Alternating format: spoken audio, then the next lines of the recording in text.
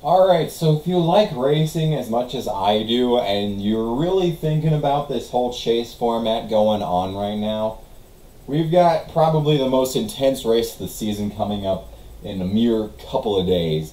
And I, for one, can hardly hold in my excitement. Now, why do I expect this race to be amazing and the best of the season? Well, number one, we're moving on to another part of this chase hole going on here. And, you know,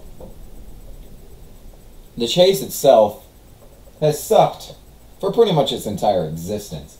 But this year for me anyway, is probably the best year of the chase that they've ever had. Back when they were first starting out the chase, they were trying to make it so that it wasn't a bracket sport. Because like back in the 90s, that was their whole thing. We're not a bracket sport. Well, now they're a freaking bracket sport. And you know, just creating the chase this way in the first place probably would have been best, because now every race suddenly matters. Like, every other chase driver could have a bad race twice in a row and you'd basically run away with it on the third race. Just ask Jimmie Johnson. And now every race pretty much matters. When you're in. If you win the race, you're in no matter what. That's a good reason. And reason number dos is that there's 3 races where everything changes the next week, you know? Dover, Talladega, Phoenix. And after those races, everything changes. So, you know, those 3 races may matter more than the others, but if you win the others, you're advancing. So these are incredibly important races now. I will say that the chase format still sucks, but this gives the most emphasis on finishing well, like, ever.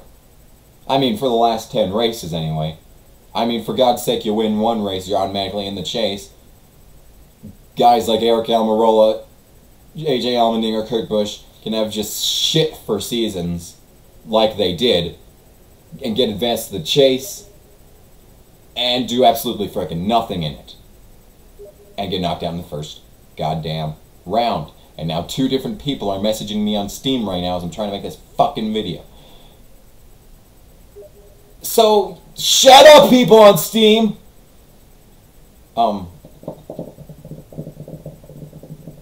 They're both telling me to make servers in completely different games.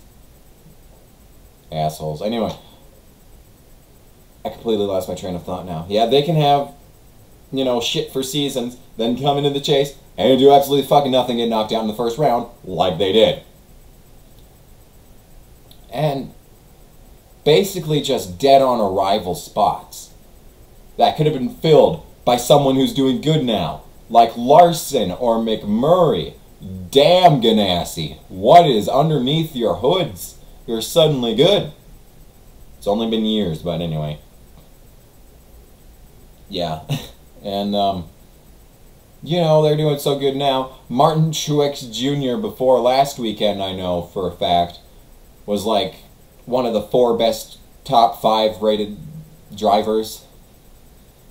Like they were the best finishers or ratings or whatever, however the fuck they measure those. And yeah, could have had a spot for him even though I had a shit for season as well.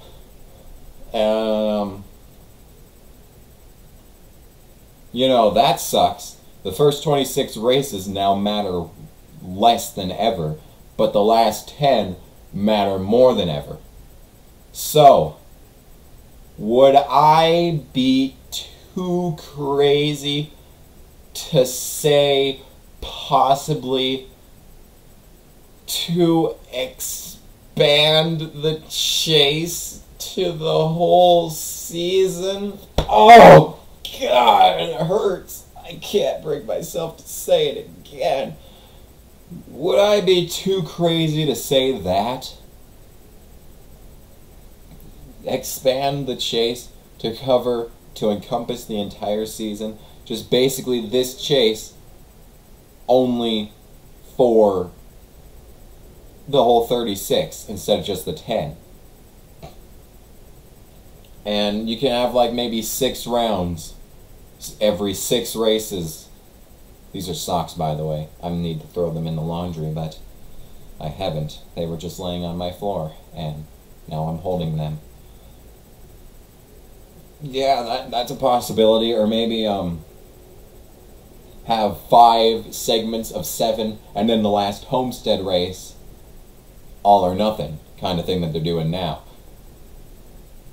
Would that place the most emphasis on winning like it has throughout this chase? Like, I gotta say, this is the best chase that they've had. Not saying that the chase is good or anything, but this is the best that the chase will probably ever be. I mean, until they get rid of it altogether, this is the best way that the chase could be. So, if we're gonna compromise so that we get rid of the chase, but we still basically keep it, would that satisfy both spectrums of fans? I mean, that's what I'm thinking here. Is that you got the fans that like the chase, and you got the fans that don't like the chase. That's basically the entire NASCAR fan community. Except for the ones who just watched the Daytona 500. And who cares about that? Wink. But anyway.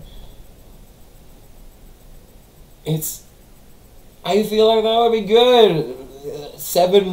5 rounds of 7 races, win and you're into the next one. And then like the top, whatever, do the math later kind of thing.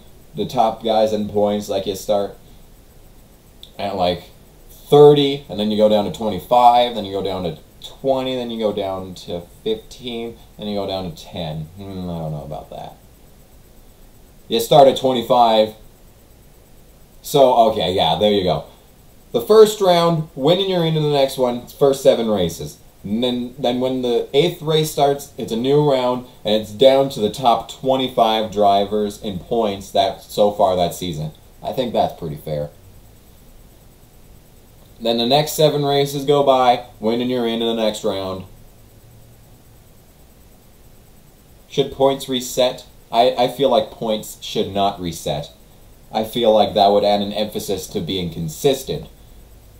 So, points do not reset after each round, but they're still rounds, and winning you advance. But I don't think wins should count towards like more points. Like when you start the rounds, like higher up in points, I think it should just be points, and wins are not points, but winning you're into the next round. Like, this is, like, the biggest compromise in all of sports here going on that I'm trying to figure out. So then, yeah, and then the next 4 rounds take 5 off each time until Homestead, which would be 5, wouldn't it? Because you start 25 in the first, start 25 in the second, 3rd is 20, 4th is 15, the 5th round, the final 8 races, the first 7 of the final 8, would be 5 or 10, wouldn't it? And then the last 5 at Homestead. I feel like that would add an emphasis to winning, and also add an emphasis on being consistent the whole season with the whole no points blah blah blah stuff. Like, sure, win the first race of the round and you're into the next one, you can just hang out, but at least, you know, you don't have to win the Daytona 500 and then just kick back. Fuck these socks. Kick back for the next 25 races. Like, yeah, who cares about racing? We'll just take our start and park and be done with it. You know, you're doing this. You would be able to do that for 6 races, but not 26. Is what I'm saying. So, if there was a way to compromise for having the chase and not really having the chase, I think this would be the best case scenario. And you know, I could be completely fucking wrong. You know, we could go back to the 2004 version, you know, and there goes the screen, so I can't see my beautiful face when I'm talking. You know, I think this would work. I really do. I really think this would be good. I really think this would work. 7 rounds. No, 5 rounds, 7 races each. Winner take all at Homestead. Put an emphasis on winning and put an emphasis on keeping consistent. It's literally what I think everyone's been looking for. I really think this would work. And I just spit everywhere. Wow. But, you know, oh, I have to work tonight. I don't want to. But anyway, yeah. I'm going to leave this here, so. Yeah, all these fucking messages. God damn it. I don't want to make game servers. But anyway, yeah, that's this video. So, yeah. And speaking of, wait, what the hell is that? Why is there always just random trash in our backyard?